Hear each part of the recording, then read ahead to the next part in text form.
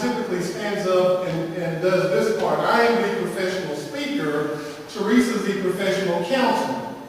So very seldom do I go into the counseling room. There have been occasions where we have, worked with couples together. And very seldom does Teresa stand and do this. So we each have our element that we're more comfortable in. But I guess since I went to the counseling room last time, she owed me a trip to the public stage. But I'm not sure this is her favorite thing to do. It is not.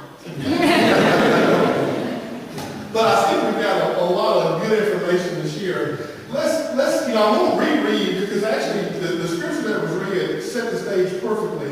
If you remember, Adam said, "This is bone of my bones," and the Lord said, "That is why a man leaves his father and mother and unites his wife and become one flesh."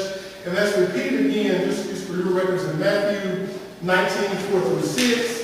It's repeated again in Mark 10:7-9. It's that constant theme.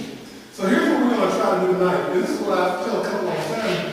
Since God invented marriage, it would make sense to kind of look at his plan for how we want to be effective in having a great marriage. That would just make sense to me. A man who invented it, the God who invented it would know something about it. So that's, in terms of sharing those things, that's kind of what we want to do with you guys here tonight. So we're going to start with the whole idea of isolation. Isolation, and that's the opposite of oneness. And see, that's how Satan works. Okay, so God has called us to be one, but Satan, in his attempts to be divisive and destructive, attempts to isolate us. And so, guys, what we're going to do tonight is talk about 5 crucial threats to marriages, that if we can identify those threats and not allow them to creep in our marriage, we can have, not only a good marriage. As a matter of fact, one reason that America doesn't have, and forget about America, Jackson, Mississippi, one reason there are not more great marriages is because we have a lot of good marriages. And Teresa and I had from the very beginning, what I think was a very good marriage, but I wasn't satisfied with that. I was like, our marriage can be better. I never wanted to be the person where it was miserable to go home. And in our 26 years of marriage, that's not the way we've been, by the grace of God. So we're going to talk a little bit about isolation. In those passages, there are basically 3 things that we can pull out of that passage about leaving and cleaving. So T, set the stage for us about the 3 things that God kind of calls us to do. Okay, number 1, which is leave. It's been the case that in the family there are 2 relationships. There's a parent-child relationship, and this is a temporary one. We get them ready to launch them off. We don't want them to stay there. We get them out of the house. There's a husband-wife relationship, and this is the permanent one. This is what God has joined together, and that no man separate, and that comes from them. Problems occur in the family life when these 2 roles are reversed. The parent-child relationship is treated as a primary relationship. And I know women that the children are young, they need our care, and yes, we do, that's our job. We nurture them, we help them, we raise them. But that is not the number 1 relationship. It should be the husband-wife relationship. And in counseling, Teresa can tell you, we see a lot of instances, like a lot of couples are asking us back in our interest as well, how is it being empty nesters? And I tell everybody, we're having more fun. And we enjoy our kids, we're fortunate, we enjoy our children, but this is a different time of our life, and since we never, guys, let me tell you this, let me make a couple of disclaimers. I don't know any other way than to keep it really real. So when we tell stories, we open up and let you guys see inside our house a little bit. Sometimes Teresa goes home and she's embarrassed. Why don't you tell the story? But I'm not embarrassed. It's not embarrassing. But we share really from the heart.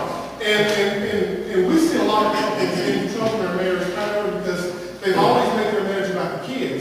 Now if the kids are leaving, they're kind of in trouble. I used to tell our kids this all the time. Don't make any mistake how you fit in here. You got you got your mother, you got me, and you got y'all. Let's don't ever get this confused. And I was like, that's kind of cruel. But I used to tell kids all the time. I mean, don't ever get confused about how y'all fit in this whole situation. We basically letting y'all stay with us.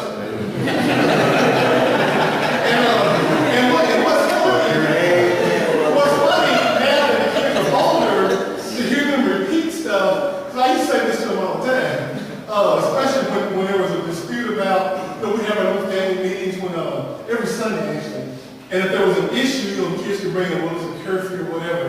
But when we couldn't come to an agreement, you want to give the kids a voice because you're not training little kids, you're training adults.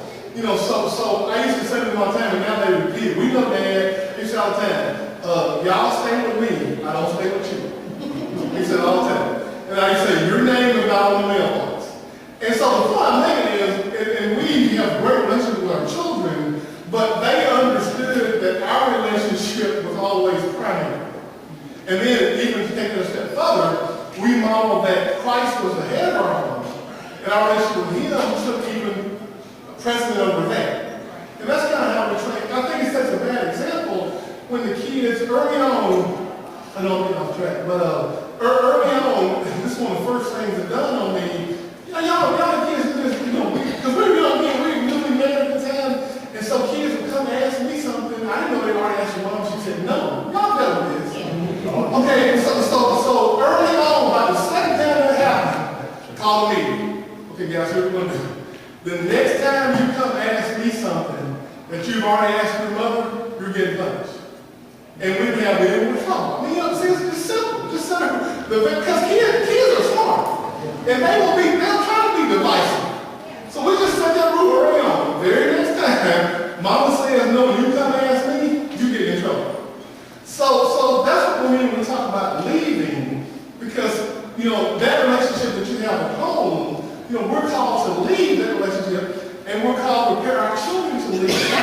We've counseled couples in the premarital stages, especially when guys, I can't remember the quote, people have told us stuff. One guy said, I can get another wife, I can't get another mother. Okay.